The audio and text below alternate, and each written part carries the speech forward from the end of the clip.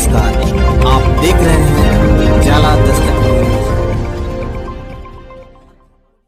गणना जहाँ तक एक मिसाल कायम किया गया है पूरे देश में, और पूरे देश के जो शरीर का जिस प्रकार से डॉक्टर कहता है कि फोटोग्राफी कराइए, फोटो कराइए, सीटी स्कैन कराइए, तो ये पूरा स्कैन हो गया पूरे देश में। बिहार ने एक नज़ीर पेश किया कि इस देश में जाति जनगणना कराकर जिसकी जिसका संख्या भारी उसका उतना हिस्सेदारी। अब जो लोग चारों खाने चित हो गए, तो वीर तेजस्वी यादव जब विपक्ष के नेता थे तो संकल्प लिए थे कि हम जाति जनगणना करा के छोड़ेंगे। ताकि जाति जनगणना जब पूरा हो गया तो ये चारों खाने चित हो गए। और वो लोगों को कोई बात नहीं बना है, वही लोग न गए थे जो लोग नहीं चाहते थे कि जाति जनगणना हो, वही लोग आज गए थे हाई कोर्ट रुकवाने, वही लोग गए थे सुप्रीम कोर्ट रुकवाने। जब चारों खाने चित हो गए तो कहते हैं जाति जनगणना ठीक से नहीं हो गया, और जैसे खुरी खुरी में बांट दिया गया। तो जाति जनगणना तो एकदम सही हुआ है।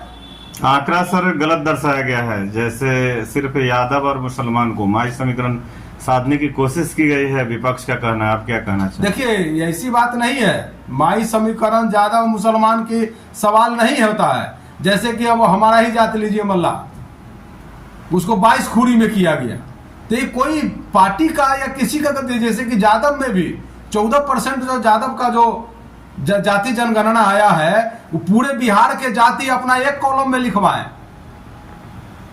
उसी प्रकार से हमारे जैसे को मल्लाह जाति का है तो उसका भी 22 खूरी में बांटा गया। बींद में बांटा गया, चाई में बांटा गया, बनपर में बांटा गया, सोरैया में बांटा गया, खुनौट में बांटा गया, तुरहा में बांटा गया, नुनिया। इसी प्रकार से 22 खूरी जो है उसको अलग अलग किया गया। तो इसमें कोई सरकार की या किसी का जाति जनगणना कराने वाले की गलती नहीं है। ये गलती है जो उसके छोटे छोटे जो संगठन चला के और जात को जात जात में बांटे हुए हैं, उन लोगों की गलती है। जात नहीं जमात बनाना है, और जमात तो एक जगह आ गया ना। अब जमात तो एक जगह आ गया ना। कम से कम सबसे बड़ी जनसंख्या इस बिहार में अति पिछड़ा समाज का आया, 36.1%। आज वह समाज अति पिछड़ा का चिन्हित किया गया पूरे देश में। आज पैमाना उठा के देखिए, अगर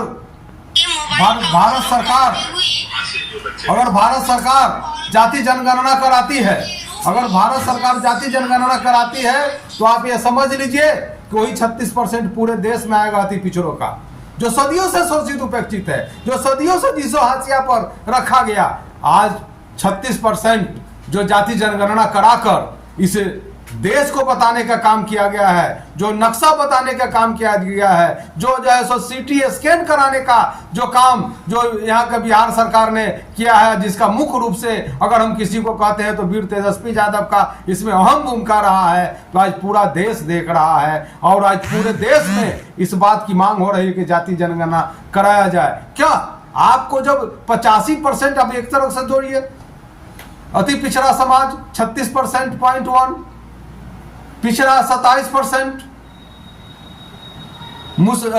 अनुसूचित जाति जनजाति 20%,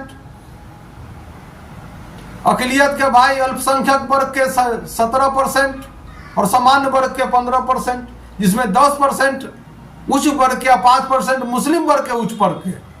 तो ये सारे देश में देख लीजिए क्या शोषित उपेक्षित। आज अब पद की बात आती है तो ये जो जनसंख्या जिसका इतना है, आई सभी पार्टी के लोग नारा लगाते हैं कि जनसंख्या जिसकी उतनी हिस्सेदारी, तो सबसे पहले पार्टी में हिस्सेदारी दीजिए, टिकट के बंटवारा में हिस्सेदारी दीजिए, जिसका जिसका जो जनसंख्या है। ये कहने सब नहीं होगा। राहुल गांधी जी भी बार बार बात को ही उठा रहे हैं कि जो है सो जाति जनगणना पैमाना हुआ है, और जाति जनगणना जब पैमाना है तो वो भी अपने पार्टी में देखे। वो अपने पार्टी में, कांग्रेस पार्टी में ही पदाधिकारियों का लिस्ट देखे। इस देश में सबसे पहला पार्टी में हमारे पार्टी है राजद, जिसने पार्टी में आरक्षण दिया, अति पिछड़ों के लिए दिया, पिछड़ों के लिए दिया, शोषितों के लिए दिया, उपेक्षितों के लिए, स्वर्ण गरीबों के लिए भी आरक्षण का व्यवस्था, अकलियतों के लिए भी आरक्षण का व्यवस्था। अगर कोई पार्टी है तो उसका नाम है राष्ट्रीय जनता दल। अच्छा, विपक्षी दल का कहना है अगर मुसलमान का ज्यादा संख्या है तो क्या जो दल है महागठबंधन वो मुसलमान को मुख्यमंत्री बनाएंगे, ये विपक्षी दल का कहना। विपक्षी दल को तो अब कहना चाहिए अति पिछड़ा का सबसे ज्यादा है तो अति पिछड़ा को बनाइए। तो लड़ाना चाहता है, हिंदू मुसलमान कराना चाहता है, और तो कोई काम है नहीं उसके पास में। जो बिहार के जो विपक्ष है सो उनको तो देश में उन्माद फैलाकर सिर्फ राज करने का उनका मकसद है। तो हिंदू मुसलमान कराकर नहीं चलने वाला है। अब जात नहीं जमात चाहिए और शिक्षा और सत्ता पर अधिकार चाहिए, ये हम लोगों का नाम है। शोषित वंचित अति पिछड़ा समाज है, क्या टिकट इस बार मुजफ्फरपुर से आरजेडी पार्टी तय करेगी? देखिए आरजेडी पार्टी का अब सवाल नहीं है, सवाल है इंडिया। जुड़ेगा भारत, जीतेगा इंडिया। अब इस देश में नारा चला है कि जुड़ेगा भारत और जीतेगा इंडिया। तब राजद के, जनता दल यू के, कांग्रेस के, कम्युनिस्ट पार्टी के और जो भी पार्टी हमारे महागठबंधन में है उन लोगों का कुछ नहीं है। अब यहाँ पर जमात बन गया है पार्टी में भी, उसका नाम है इंडिया। मुजफ्फरपुर से अभी तक कोई भी वही हम कह रहे हैं कि आपको अब इंडिया जिसको टिकट देगी वो जीतेगा मुजफ्फरपुर से।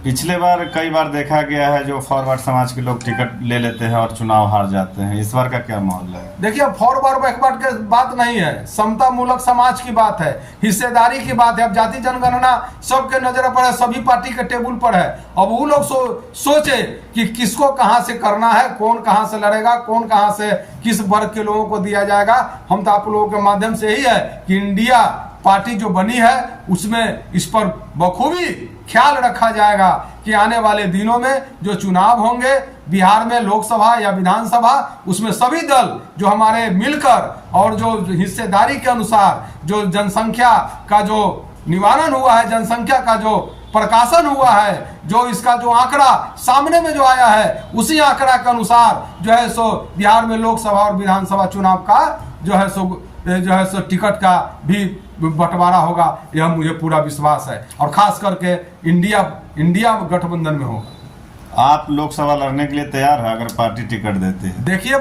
पार्टी हम नहीं लड़ते हैं, जब हम लड़ेंगे तो ये पार्टी के काम है और ये पार्टी और इंडिया गठबंधन की काम है कि हमें कहां से लड़ाती है।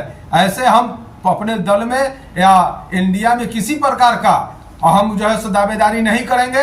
अगर हमारे महसूस करते हम सिपाही हैं, सिपाही को जहां कहीं पर भी खड़ा करा दिया जाएगा लड़ाई लड़ने के लिए या चौकीदारी करने के लिए, तो हम उसके लिए बराबर तैयार रहे हैं, मगर हम किसी प्रकार का अपने आप को दावेदारी नहीं करते हैं।